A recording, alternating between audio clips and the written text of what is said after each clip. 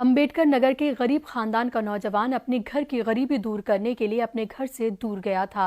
نہ تو گھر کی غریبی ہی دور ہوئی اور نہ ہی ان کا چراغ گھر واپس آیا۔ جی ہاں، کچھ دن پہلے کویت میں ہوئے بلاسٹ میں اس نوجوان کی موت ہو گئی۔ اس کی خبر سن کر گھر میں ماتم پسرا ہوا ہے۔ گھر میں یہی جو دوا تھوڑا سا رکھا تھا وہی سیلون کر کے لاتا تھا، وہی پورا ہوتا تھا۔ کوئی چیز خریدنا نہیں تھا، دو بھائی تھے تو وہ پردیس میں تھے۔ میرے بعد جو ہے محلے کا سب سے ہونہار بچہ تھا۔ ان لوگوں کے ہمیشہ جو ہے پاس پڑوس میں کسی کو کچھ بھی ہوتا تھا، کوئی اگر بیمار ہو گیا یا کوئی بھی اور بھی مصیبت آ گئی تو ان لوگوں کی ہیلپ کرنے کے لیے ہمیشہ تیار رہتا تھا۔ وہ بھی اتنی آمدنی نہیں پیسہ بھیجے تھے، کہہ رہے تھے کہ اپنی پڑھائی میں پیسہ لگانا اور ماں کا خیال رکھنا، یہی سب۔ ہمارے بھائی، وہ میرا بھائی ہماری پڑھائی پہ وہ کرتا تھا۔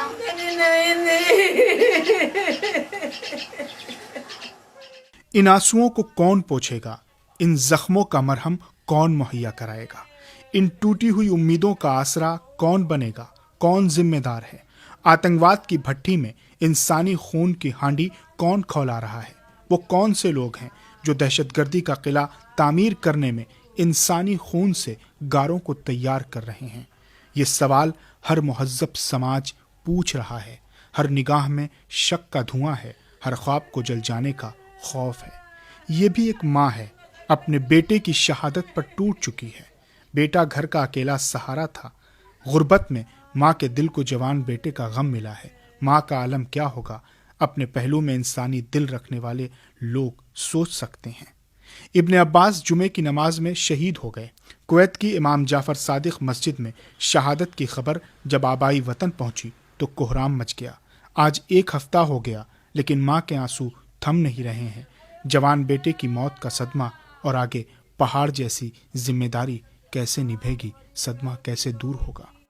تو تھا گھر میں یہی جو دوا تھوڑا سا رکھا تھا وہی سیلون کر کے لاتا تھا، وہی پورا ہوتا تھا۔ کوئی چیز خریدنا نہیں تھا، دو بھائی تھے تو وہ پردیس میں تھے، ان کو بھی اتنی آمدنی نہیں مگر پھر بھی میں کسی سے کوئی سوال نہ کیا، بچوں کو کوئی تکلیف نہیں دی کہ مجھے میرا علاج کرو یا کرو ہوا کرو، یا اپنوں پر بہت تکلیفیں اٹھا لی مگر بچوں کی ماں پر کچھ کر نہ سکے، کچھ کر نہ سکے۔ آج داغ لال کا اٹھا لیے، سایہ بھی نکل گیا۔ ابن عباس تو شہید ہو گئے، لیکن کون تھے وہ لوگ جس نے ابن عباس جیسے 27 نمازیوں کو عین نماز میں شہید کر دیا؟ جواب ملتا ہے مسلمان۔ مسلمان، یہ کیسے مسلمان؟ یہ کیسا اسلام؟ یہ کیسا ایمان؟ یہ کیسے مجاہد؟ قرآن تو انسانیت کی فلاح کی تعلیم دیتا ہے، تم انسانیت کے لیے ناسور بنتے جا رہے ہو۔ تمہارے جیسے مسلمانوں کے اعمال اسلام کو بدنام کر رہے ہیں۔ تم دین، شریعت اور قرآن پر کیچڑ اچھال رہے ہو۔ حساب تو ہوگا تمہاری کالی کرتوتوں کا۔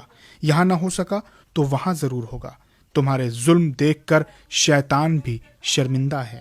تم مسلمان نہیں ہو، تم اسلام کے پیروکار نہیں ہو، تم حیوان ہو، حیوان۔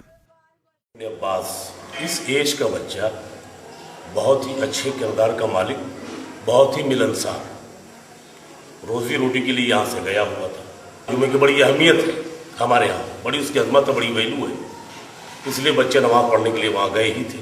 ہمارے یہاں جو قانون ہے وہ قرآن ہے۔ قرآن مجید دنیا کا سب سے بڑا قانون ہے مسلمانوں کے نزدیک۔ بے خطا نماز پڑھنے والوں، بے خطا مسافروں، پردیسی لوگ ہیں، ان کو مارنا کیا مطلب؟ اسلام کے قانون پر یہ بدنما داغ لگنے جا رہا ہے۔ ابن عباس کا غم ایک ماں کے لیے، بہنوں کے لیے، بھائیوں کے لیے، عزیزوں کے لیے، وطن والوں کے لیے، ہم سب کے لیے بہت بڑا ہے۔ لیکن رمضان کا مہینہ، جمعے کا دن، حالت نماز میں شہادت پر فخر بھی ہونا چاہیے۔ کربلا کی ماؤں کو بھی دیکھنا چاہیے۔ جمعہ بھی، بھوک و عطش بھی، قضا بھی، وقت نماز، حسینیوں کی شہادت حسین جیسی ہے۔ زی سلام کے لیے امبیڈکر نگر سے آشا رام ورما کے ساتھ سید عباس مہدی۔